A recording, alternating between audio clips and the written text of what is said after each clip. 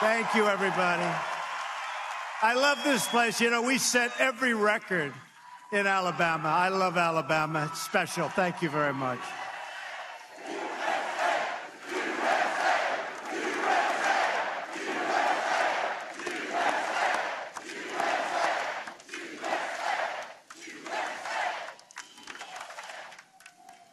Well, I am. I'm thrilled to be here with the really great person that I've gotten to know, Luther Strange, and with the hardworking, patriotic citizens of this great state. You have some football games tomorrow, but we're going to have a lot of fun. And then you're going to win at football tomorrow. I love this state, and I love the people of this state. They've been so good to me.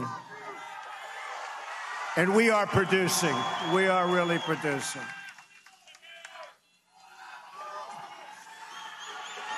Thank you. Thank you.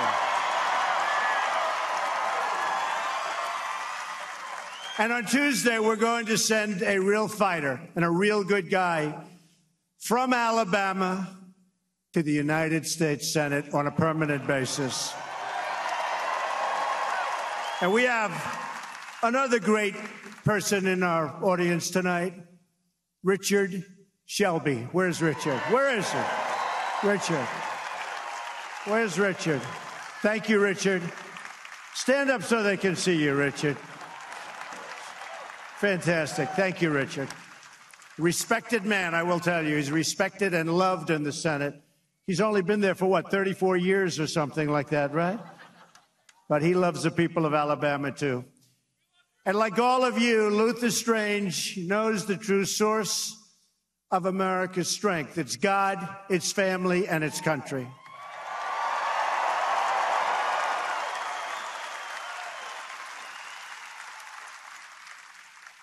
And Luther is going to be taking over for a man that you all love. What's his name? Huh? Senator Jeff Sessions. You love Jeff Sessions. And he's doing a good job. He is doing a good job. We have him very busy, watching the borders. A lot of things are happening. But Luther's taking over for Jeff, hopefully. And you are going to be so impressed with what we're going to do in Washington. But before we begin, I want to send our thoughts and prayers to the people of Texas and Louisiana and Florida and Georgia and Puerto Rico and the Virgin Islands and all of the other communities that have recently been ravaged by storms and by floods. And I called the other day, I spoke to your governor. I said, how are you doing? She said, well, we have about 17 million people that just entered Alabama for shelter. And you took such great care of those people. You really did. I said, you know, Governor, you're the fastest growing state anywhere in the world this week. But it was, you really did. You did a great job.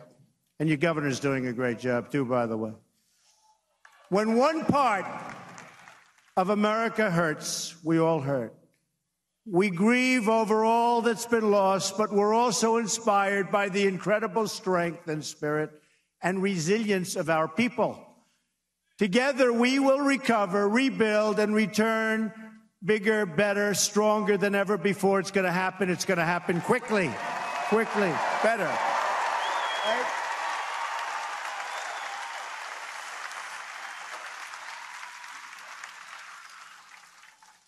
We also send our prayers to the people of Mexico. They got hit hard by a devastating earthquake,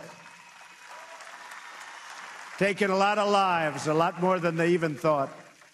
And I've spoken with the president of Mexico, and we pledged our total support. We have crews in there right now lifting up that heavy concrete. And it's a rough sight. It's a rough sight.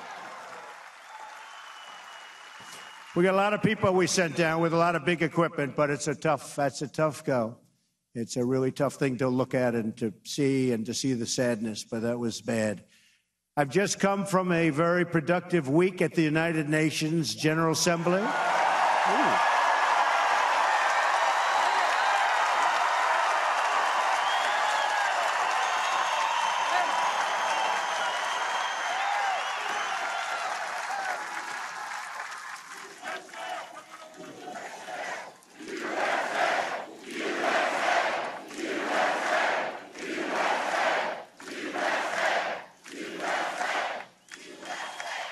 Well, we've been working with our friends and allies to pursue a future of prosperity and security and peace. And we've got some really good people that I know and have tremendous relationships. And we have some really, really bad people. And we're going to take care of the bad people. It's about time. We're going to take care of the bad people.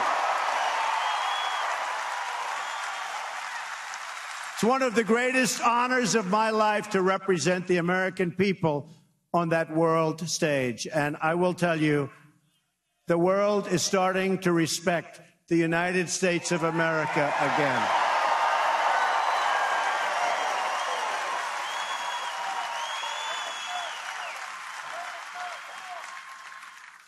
As I said during my address to the United Nations, I will always defend America's interest above all else. I'm here for you. I'm not here for global interest. We're not here for the rest of the globe. And we want to treat the rest of the globe right. And, you know, when I say America first, everyone's saying, gee, and I never liked it from the standpoint that if you're in another country, you want your country to be first by the leader, right? So nobody really understood. For years, they've said America first, although I'm the one that really means it. There's a big difference. And I said, look, it's going to be America first. We're going to renegotiate these trade deals. We're bringing a lot of people back. We're bringing companies back. You see it in Alabama. You see it in Alabama.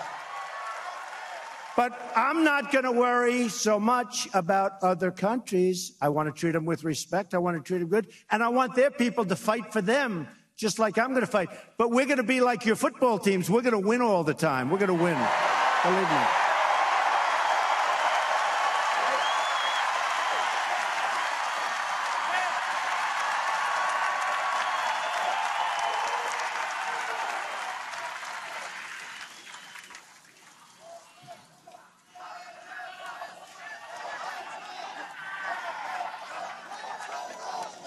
I believe the best path to a more peaceful world are proud, independent, and sovereign nations that serve and respect their own people.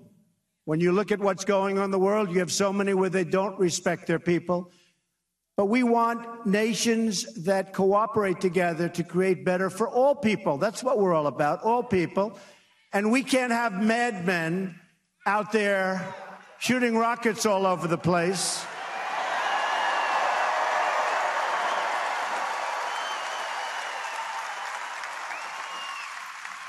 And by the way, Rocket Man should have been handled a long time ago.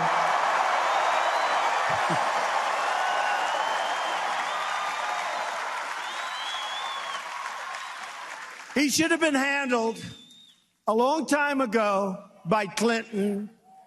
I won't mention the Republicans, right? But by Obama. Why did this, you know, this is a different time.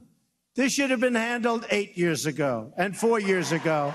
And honestly, and 15 years ago and 20 years ago and 25 years ago. This shouldn't be handled now, but I'm going to handle it because we have to handle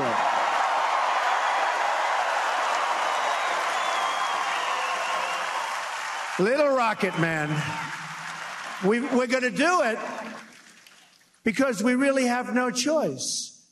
We really have no choice.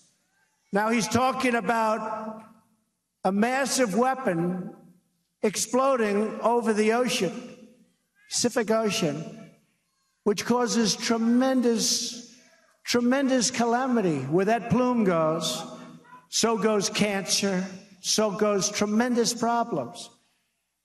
And I want to tell you something. And I'm sure he's listening because he watches every word. And I guarantee you one thing, he's watching us like he never watched anybody before. That I can tell you. That I can tell you. And maybe something gets worked out, and maybe it doesn't. Personally, I'm not sure that it will. Other people like to say, oh, we want peace. You know, they've been saying for now 25 years, oh, we want peace, we want peace. And then he goes and just keeps going. Well, maybe something gets worked out, and maybe it doesn't. But I can tell you one thing, you are protected, okay? You are protected. Nobody's going to mess with our people. Nobody is going to play games.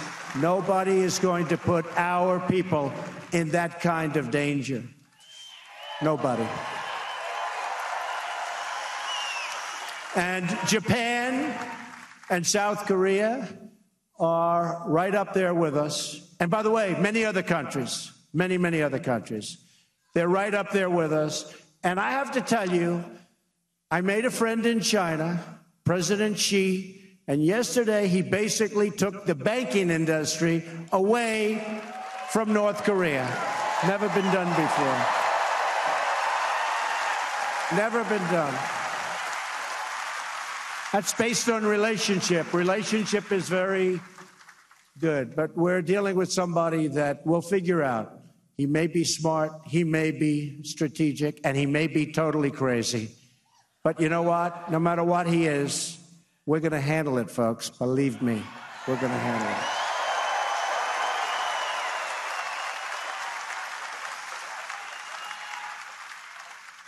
The foundation for progress begins at home with a government that protects and defends our citizens. And that's what we have to do. That is why I'm here tonight to ask the good people of Alabama to send Luther Strange to the United States Senate so he can defend your interests, fight for your values, and always put America first. Go out and get out the vote.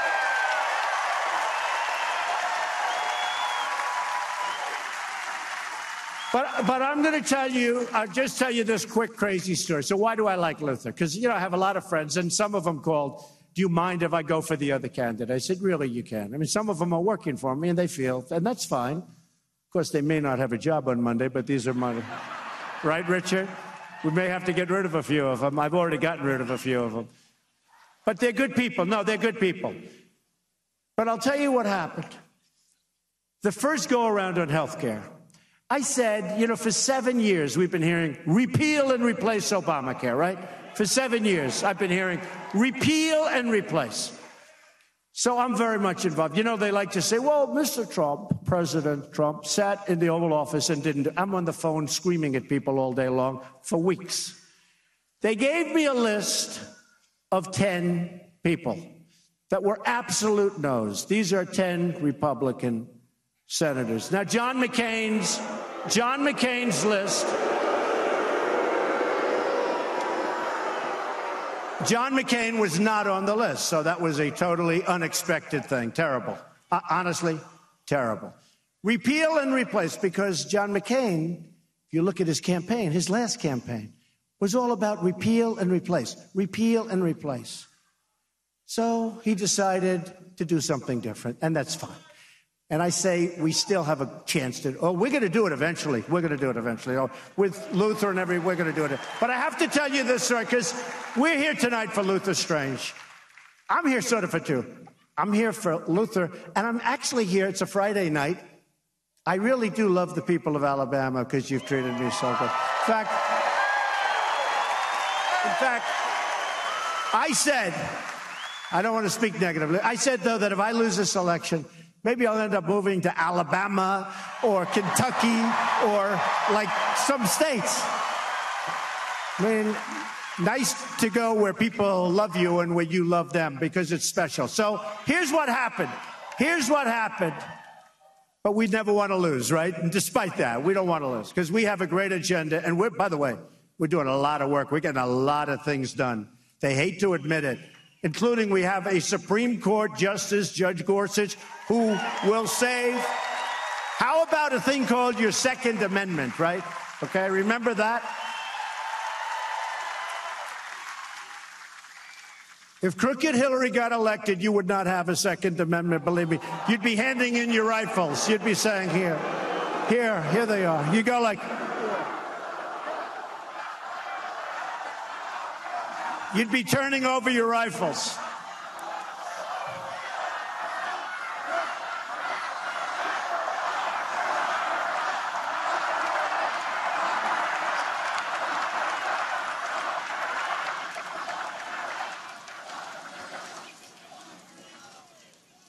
You got to speak to Jeff Sessions about that.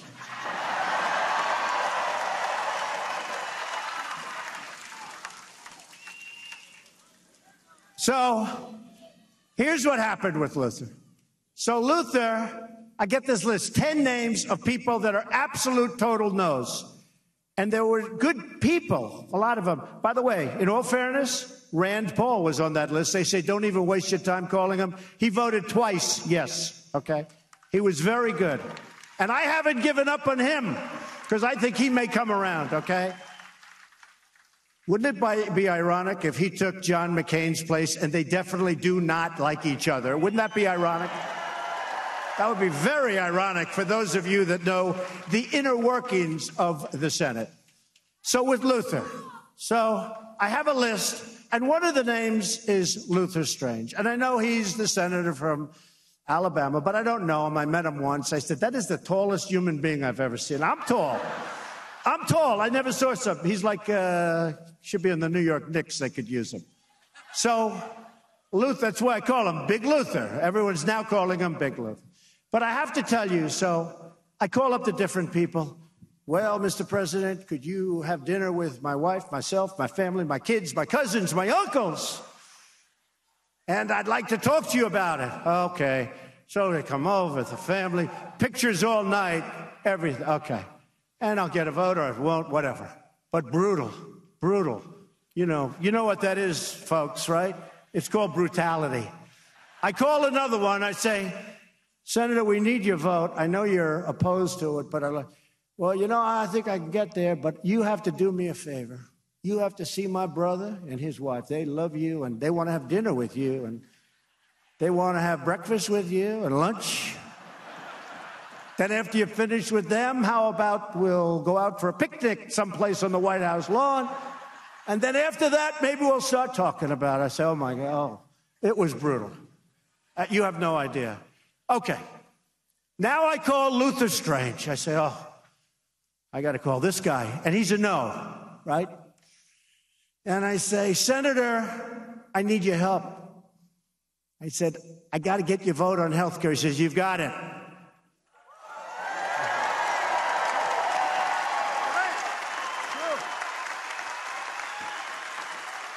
I said, what do you mean I have it?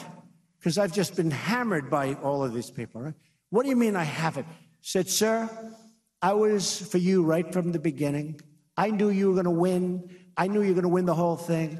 I've always been for you. My family's always been for you. And honestly, Mr. President, if you want my vote, you have it. I said, do I have to come and meet you someplace? Do I have to have dinner with your family? I think his wife, by the way, is fantastic. But I said, do I have to have dinner with you and your wife? No, sir, you don't have to have anything. I've supported you from the beginning, and you shouldn't even waste any more time talking to me. Mr. President, you have my total support. I went home and told my wife that's the coolest thing that's happened to me in 6 months, okay? It's true. It's a true story.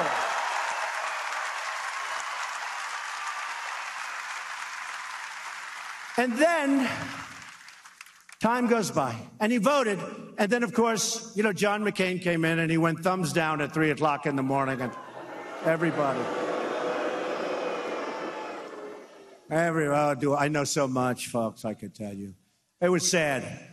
And we had a couple of other senators, but, at least we knew where we stood there. That was, really a horrible thing. Honestly, that was a horrible, horrible thing that happened to the Republican Party. That was a horrible thing. So anyway, time goes by, and I see Luther's in a race. And people are saying he's friendly. Whether you like Mitch McConnell or not doesn't matter, but they're saying he's friendly with Mitch. He doesn't even know Mitch McConnell. He was just there for a few months, and they've put that mantle around his neck. And I told Mitch I'd like to say this. I don't like to, but I'm telling you, he doesn't know Mitch McConnell at all. Luther is a tough cookie. He doesn't deal with and kowtow to anybody. So they put it around. So all of a sudden, I see he's down in the race by a lot. And I say, man, that's really unfair. They were giving him a bum rap. Because he happened to be in the Senate, they were giving him a bum rap. And I remember the call. And by the way, the other people that I called, and they're all fine. But you don't even remember. The dinners, you don't even remember any of it. You remember one sentence, sir, Don't even waste your time talking anymore. You have a lot of business to do. You have my vote. This was a definite no. And I said, that's the coolest thing. And I remembered it. And I called him. And I checked. And he was down because of being saddled with stuff. He was down by quite a bit. And I said, I'm going to endorse you. And he didn't believe it. He said, you would do that? He said, yeah, I'm going to do that. I shouldn't be doing it. The last thing I want to do is be involved in a primary. Okay? I could be sitting home right now getting to watch some of the games tomorrow, getting ready, right? But seriously, the last thing I wanted to do is get ready. But I'll never forget the way he did that. It was really cool. So what happened is I called him and I said, I want to find, first of all, how are you doing? How are you doing? And he said, honestly, I'm down a little bit, but I think we're going to go. I said, I think you're going to come back too, Luther. I think you're going to come back and you're going to kick everyone's ass and you're going to do great. You're going to do great. Because he got saddled with things that he should not have gotten saddled with. So he started off here. He was in third or fourth. He went to third, second, and now it's like almost pretty even, right? And I called him up a week ago, and I said, I think you're down by a few points, but I'm going to come to Alabama, and I'm going to make a speech for you on Friday night. And such a true story. And as soon as we announced, you look at this arena, the media, the fake news, I call it, the worst. Fake news. They won't show this. They'll say, Donald Trump spoke before a small crowd in Alabama last night. It was a small crowd, very unenthusiastic crowd. It was a terrible evening. Now, these are among the most dishonest people. I really mean it. These are among the most dishonest. For instance,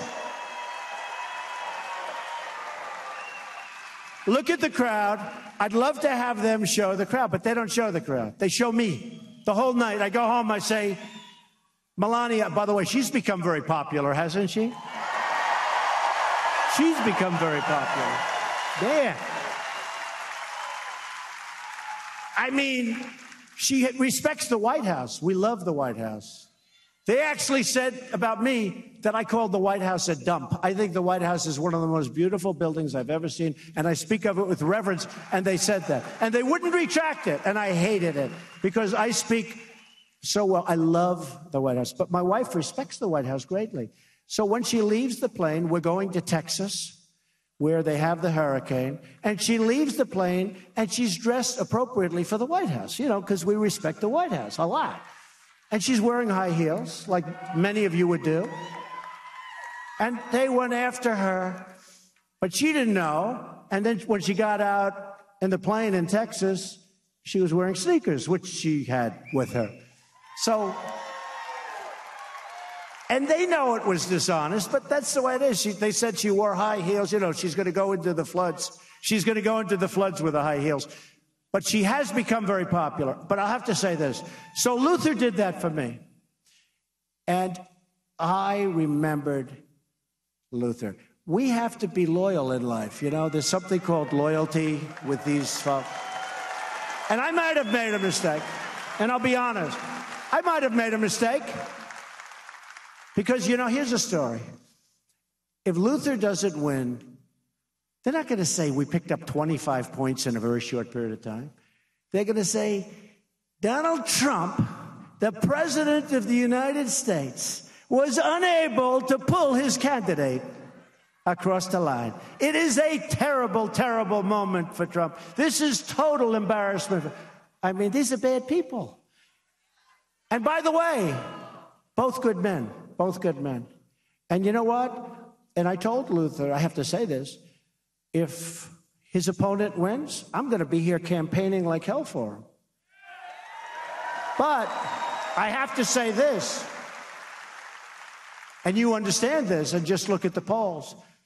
Luther will definitely win. No? You know what I'm saying. Roy has a very good chance of not winning in the general election. It's all about the general. Don't forget, we don't stop here. You have an election coming up the day this is over. So this is over on Tuesday. On Wednesday morning, the new race begins. You got to beat a Democrat. Luther's going to win easily, and Roy's going to have a hard time winning. But I will be backing him if he wins. I will be backing him. Okay? I'll tell you that. And just like I backed Huntsville, because, you know, if you look at Huntsville, billions and billions of dollars from the and to the Army, missile, defense, what you are going, how important, by the way, how important are those words now when you hear missile defense? Thank you very much, Huntsville. Thank you. Missile defense.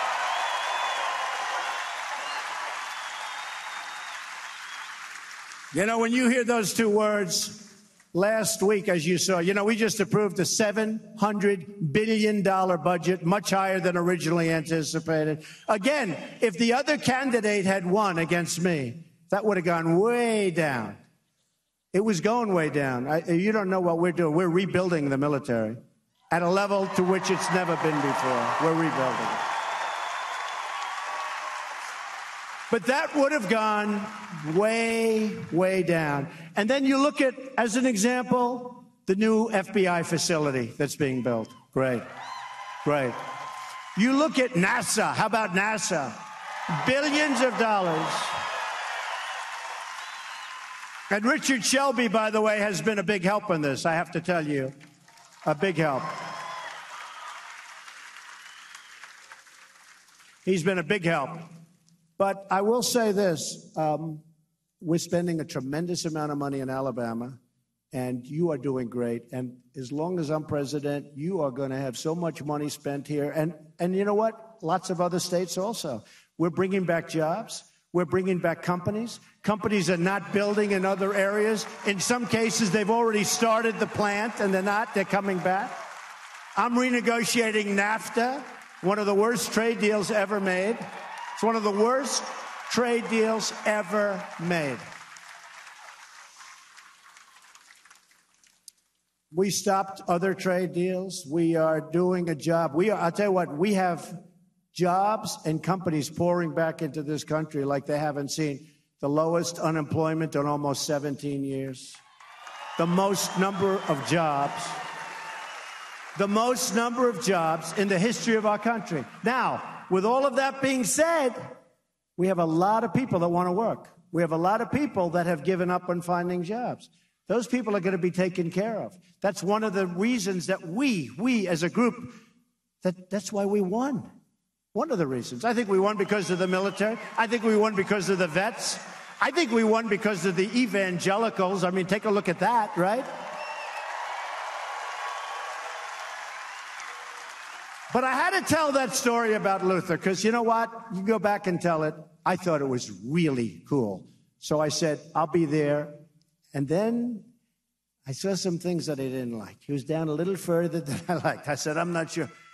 And I said, Luther, you have got what it takes. You have really got it. And let's go. That was 2 months ago. And you got yourself an even race. If you guys go out and vote, if he gets out to vote, you're going to win. You're going to have a great senator. You're going to have a great senator. And he won't only be great, he'll be the tallest senator in the history of the United States. So, okay. That's not so bad, right? And Shelby's pretty tall, too, by the way.